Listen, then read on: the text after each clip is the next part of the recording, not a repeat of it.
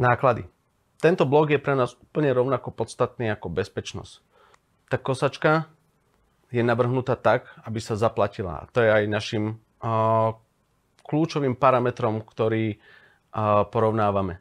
Každý z tých projektov začína práve finančnou analýzou.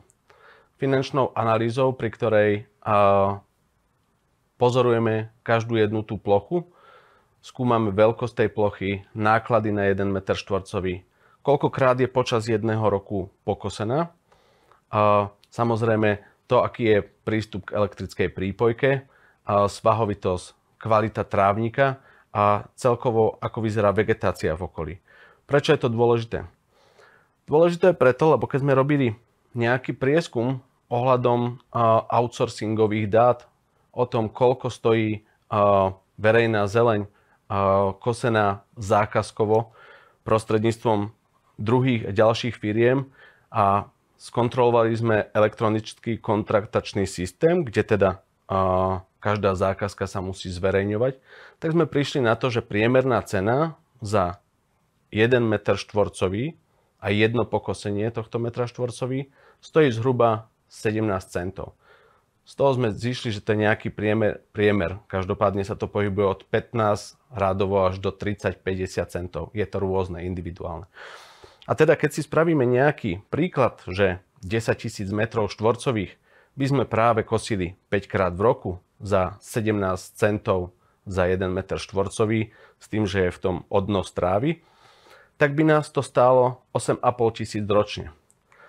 No a keď sa pozrieme práve na robotickú kosačku, ktorá jej obstaranie je na úrovni 7100 alebo konkrétne 7099 plus inštalácia a v podstate ročné náklady na túto údržbu tej robotickej kosačky, tak sa dostávame na cenu 8999. Ale to sú náklady počas 5 rokov. Ak to teda vydelíme 5 rokmi, tak zistíme, že náklady na 1 rok kosenia sú 1800 eur na ten 1 rok.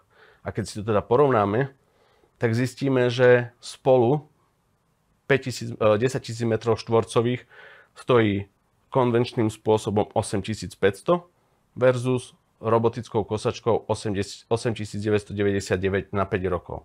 A teda to už stojí za uváženie, že či ten spôsob nie je výrazne lacný a či tá kosačka neušetrí náklady a zároveň neusporí ľudskú pracovnú silu, ktorá sa dá potom následne použiť práve na iné pracovné plochy. V zásade je to veľmi podobné, aj keď sa bavíme, že tá firma má svoje vlastné stroje, tzv. Insourcing.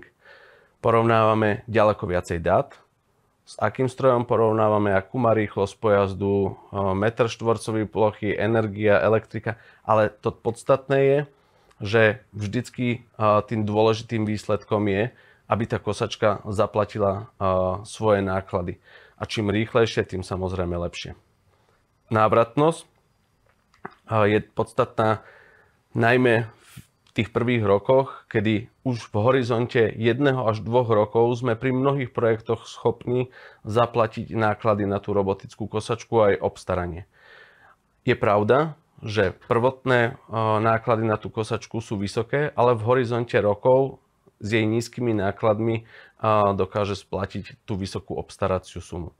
A v prípade, že je tá vstupná investícia privysoká, stále je možnosť leasingu, operatívneho leasingu a iného spôsobu financovania, ktorý práve zníži tú prvotnú investíciu a rozloží na niekoľko investičných rokov.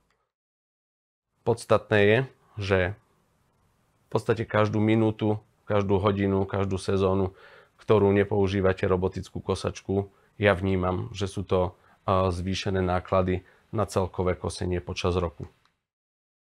Tak a tým sme vlastne ukončili a prešli čas, ktorá sa venuje nákladom. A v prípade, že by vás zaujímali iné otázky, neváhajte ma kľudne kontaktovať. Ďakujem pekne.